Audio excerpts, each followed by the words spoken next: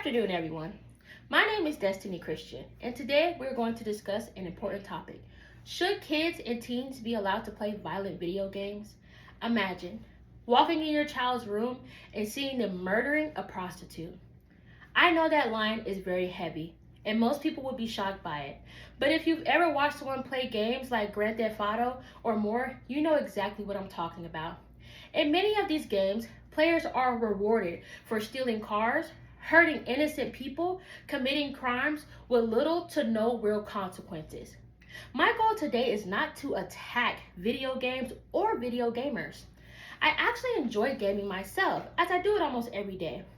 My goal is to explain why I believe violent video games are not appropriate for children and teenagers whose brains are still developing.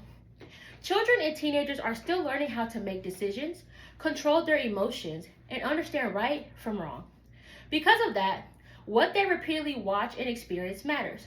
According to the American Psychological Association, exposure to violent video games can increase aggressive thoughts and reduce empathy in some young people.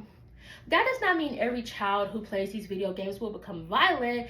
However, it does mean these games can influence the way some children think about conflict and aggression. Another concern is desensitization. The first time you see violence, it can be disturbing. It can shock you. But after seeing it hundreds or even thousands of times, it begins to feel normal. In many games, you can shoot someone, steal from them, and simply continue to the next mission. Go on about your life. If your character dies, you just respawn and try again. Real life does not work like that. Real actions have permanent consequences. There has even been a tragic case involving a young boy who killed his own mother and reportedly struggled to understand why did she not come back to life.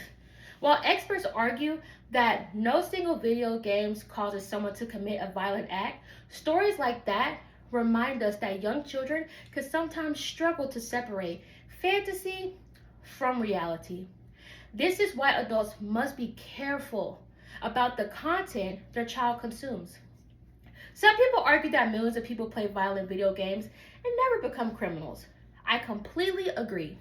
Video games alone do not determine a person's future. Parenting, mental health, home environment, and so many other factors all matter.